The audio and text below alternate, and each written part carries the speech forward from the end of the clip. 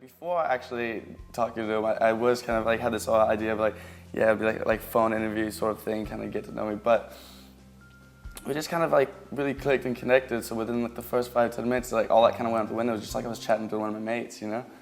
He came over, we hung out. He had learned a lot of the stuff, and we just went in for a couple of days, and you know, after a couple of hours, when the nerves had subsided, we were jamming new stuff. He's got a very big heart, a big personality, a lot of warmth, a lot of positivity, a lot of energy. As a player, very demonstrative. The shirt was off, the tattoos are out, and you know. And I think for me and Brian, it was just like a bit of a breath of fresh air to kind of have that kind of positive energy.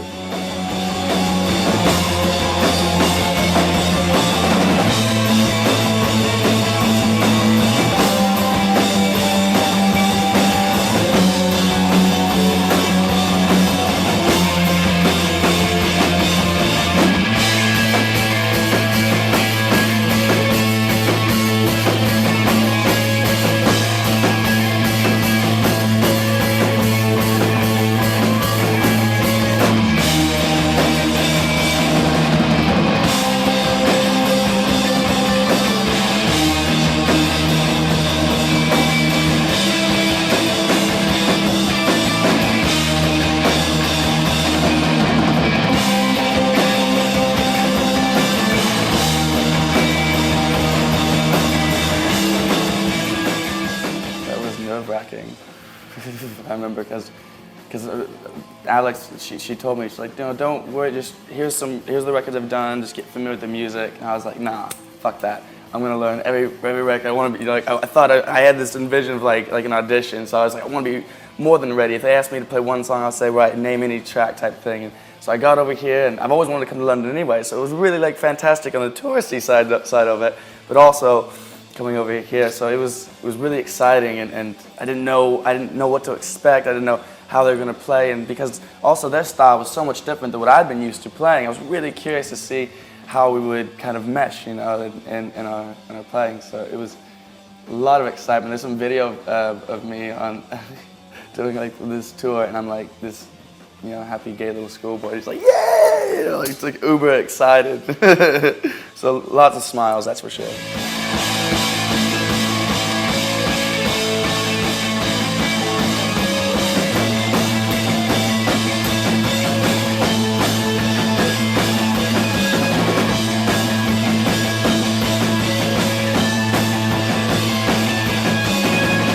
Silence. Oh, sorry. I think we have a little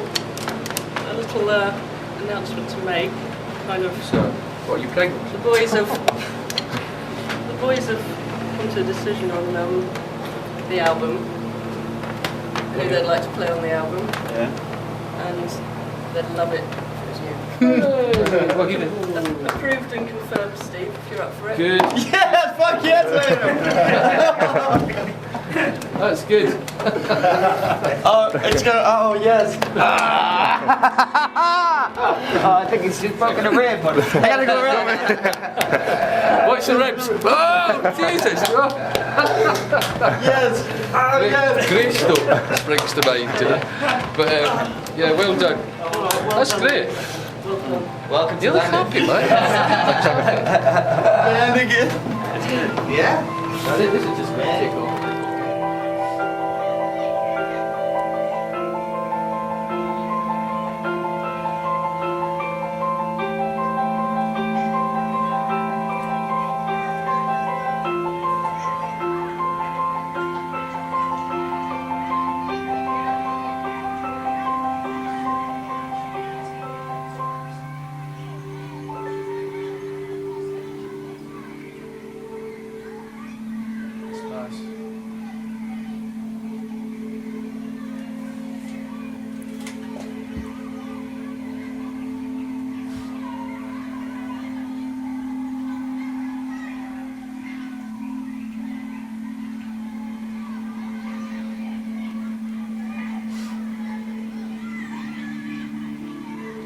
Nice, all this.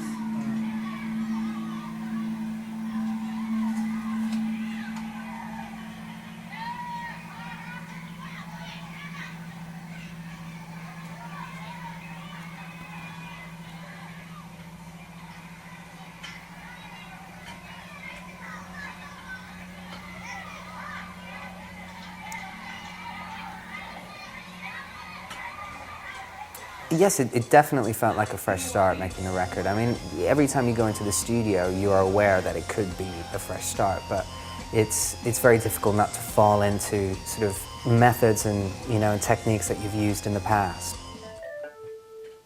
So when you work with different people, they're going to bring their own slant on it and you know, a different approach. So yes, it definitely felt like a new beginning. It felt like sort of, you know, Placebo Mark III, I guess. It's just the nature of the sound. We'd made 5 records here in Europe with 5 European producers.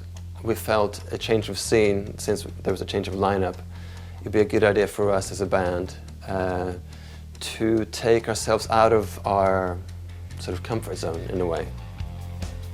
And David Bottrell, with his sort of credentials, Tool, Muse and Deus, we thought that he could, you know, capture a more live and a bigger sounding record than what we made before. We decided to work with David Bottrell because we really wanted to make an impact with this record. We really wanted to do something sonically that was enormous. And there's a lot of people that you can work with who can do that, but Dave Bottrell has been, you know, has recorded and produced and mixed Tool several times over the years. That's kind of why he kind of came to mind. What we really wanted to do was to make a record that was ridiculously powerful.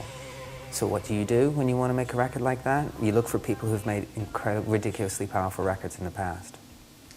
Very easy to get along with, very professional, not sycophantic, took the songs for what they were, and very much had the song in mind, you know, what did the song need?